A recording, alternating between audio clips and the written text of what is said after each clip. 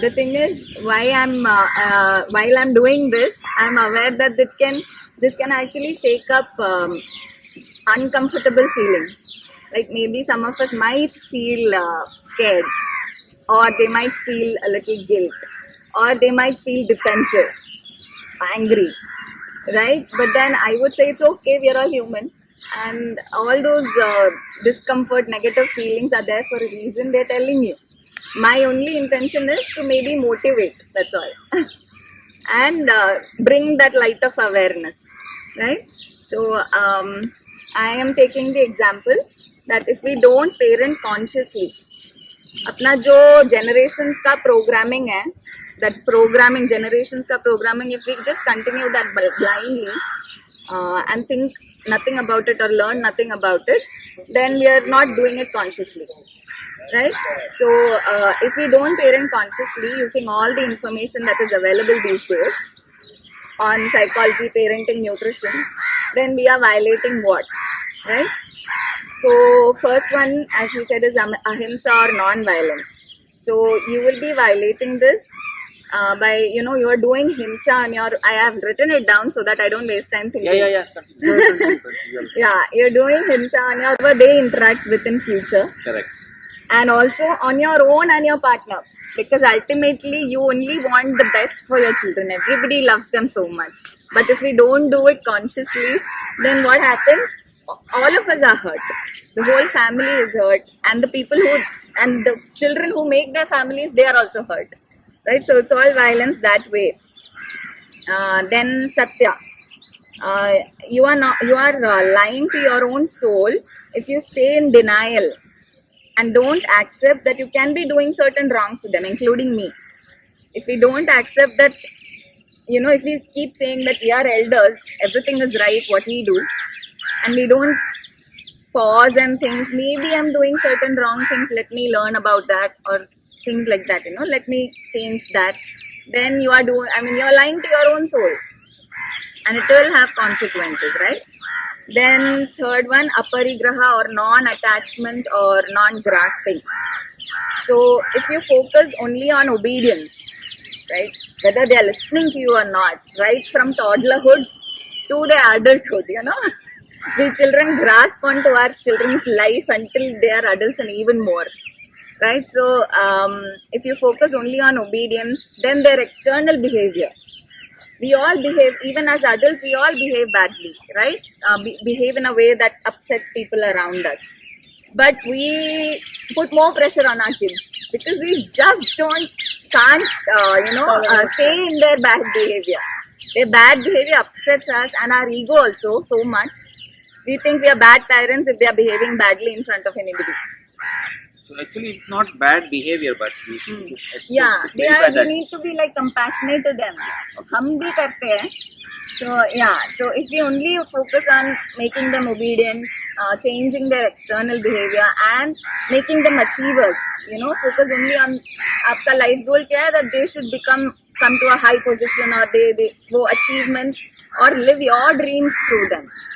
Maybe kids will need to do things that you don't even think about, right? But at the same time, maybe we don't know their whole life. क्या उनके लिए अच्छा है नहीं है, at the end of the day we are not sure. And sometimes, many times, what happens is that kids comply to our wishes for them, and in the end the whole family regrets. Maybe we should have left it the kids' way. So how does it apply to non-attachment? If you focus on obedience, the external behavior, achievements, and live your dreams through them, or you believe you know everything, even what's good for their future, more than them, you are attaching to and fueling your own ego. You're fueling it more. Right? So best thing is treat them as, respectful human beings. We have to give them respect. Ultimately they are living in their own life. So give them voice in that, respect that voice. Then fourth one, asteya or non-stealing. If you punish, beat, or cause any sort of psychological, physical, or do not include them effects, or do not include them in life decision, their own, or even if you don't work on creating a loving, peaceful environment at home, It's not just what we do to our children, it's also how we treat our own partners. Or maybe if our parents are living with us or somebody else is living with us, how we treat them also. That causes unrest in them. Right? So if we do that, if we don't work in creating a loving, peaceful environment at home, sort issues with partner in a respectful way, or show love to the family with words, understanding, gesture, and the time you spend with them. Right? The most valuable thing that you can give is not the latest toy, but the time that you spend with them, connecting without any distraction.